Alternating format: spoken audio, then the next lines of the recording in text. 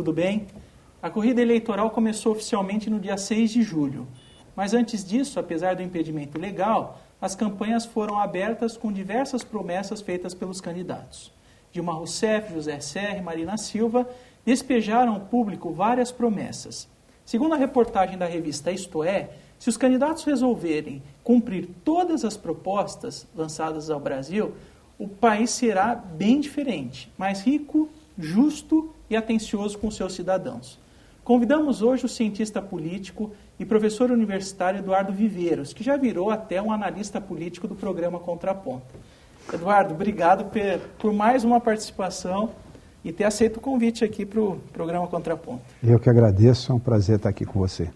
Eduardo, como eu abri o programa, eu coloquei que efetivamente a campanha começou dia 6 de julho, mas antes, os pré-candidatos, até então, já vinham desperdiçando aí as suas promessas políticas. Pelo que se vê hoje, a alteração, mesmo lançadas as candidaturas, a alteração, diríamos assim, na corrida eleitoral, ela é pouco visível. A gente tem os candidatos majoritários, como eu coloquei, né, a Dilma, o Serra e a Marina, e os outros candidatos marginalizados que não conseguem efetivamente crescer.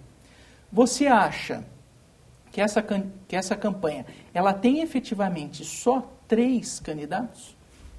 A tendência, com o acirramento da campanha agora, com a campanha na televisão, inclusive, eu acredito que é se polarizar entre 2 candidatos, Dilma e José Serra. Você acha que efetivamente a Dilma e o Serra são os... São, porque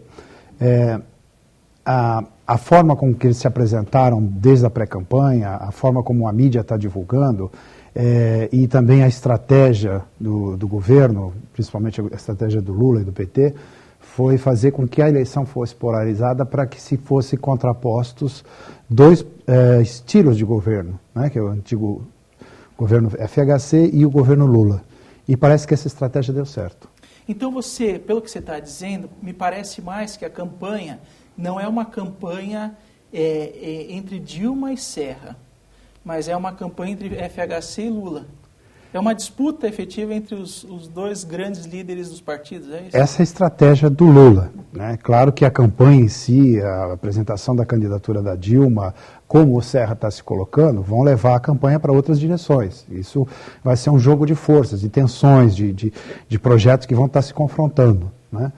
Mas é quase que a gente está numa campanha, como se a gente tivesse uma campanha de modelo americano, né, bipartidarista, né, do partido de situação, partido de oposição, na linha democrata, do republicano e tal, mas sem muitas diferenças entre um e outro, porque, na verdade, o que está em jogo é a perspectiva aberta pela situação econômica, social, cultural do país. Você falou uma coisa muito interessante, que o Lula está, efetivamente, na campanha da Dilma. Quer dizer, ele está inaugurando, ele foi multado várias vezes por ter falado o nome da Dilma, ter insinuado que era candidato, etc. Vem inaugurando obras. O Fernando Henrique está recolhido. O que aconteceu? Eu acho que é uma estratégia do PSDB, do Serra, esconder o Fernando Henrique, porque, na verdade, é um alvo fácil, né? E cada vez que o Fernando Henrique se manifesta, já do outro lado, Dilma e Lula e outras pessoas aproveitam essa deixa para colar o Fernando Henrique no Serra. E isso o Serra não quer de jeito nenhum. Eduardo, o PT e PSDB, eles não têm mais em comum do que diferenças? Diríamos, no contexto geral, tanto nas perspectivas econômicas, políticas, sociais. Isso é uma imagem que está muito disseminada na mídia, né? Mas para analisar concretamente o desempenho e a apresentação e as perspectivas que os partidos se colocam e os indivíduos, a gente não tem que esquecer que a política no Brasil é muito personalizada, né? Então, não é o fato de você ter o PT, o PSDB, com uma linha de atuação na economia, na questão social, etc., pouco parecida, né? Com diferenças também. Se você analisar mais detidamente, você vai perceber que existe diferença na política econômica, política social, principalmente na questão social. Você não pode esquecer que partidos são compostos por pessoas por grupos que têm interesses específicos, né? E as pessoas têm um tempo de atuação dentro da política, né? Para José Serra, por exemplo, essa é a última oportunidade. Se ele não se eleger presidente agora, em 2014 ele vai estar com 72 anos. É um projeto de toda uma vida que está aí para se realizar. Então o jogo é muito, muito forte dentro dessa perspectiva do confronto entre ideias, grupos, pessoas, não necessariamente partidos, né? Se você se deter só no como esses partidos se apresentam e se colocam no cenário político, você pode dizer, sim, tem muitas semelhanças, muitas diferenças, mas as semelhanças e diferenças no processo eleitoral não são ditadas só por uma sigla. Por trás dessa sigla você tem pessoas, grupos, interesses e muita coisa em jogo. Você falou do Serra. A Dilma também, ela não é a candidata, se ela perder essa eleição, ela também não está fora de uma disputa futura, por exemplo?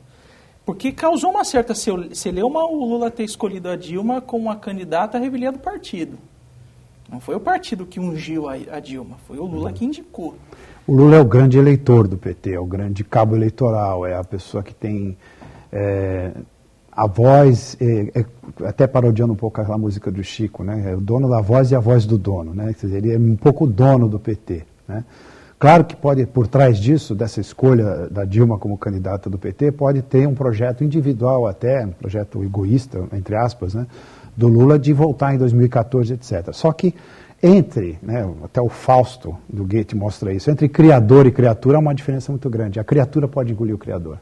Isso daí é uma perspectiva que a gente viu ao longo da história, né? O Com Adhemar certeza. de Barros, o Jânio Quadros, Celso Pita. Celso Pita, mais recentemente, o Quércia com Fleury. E assim vai. Eduardo, no próximo bloco eu quero falar com você um pouco sobre a dinâmica de rádio e TV na campanha política. Quero ver se isso muda um pouco quando os candidatos se apresentam ao público na mídia eletrônica, né, diríamos assim. Nós vamos a um pequeno intervalo e voltamos na sequência com o programa Contraponto.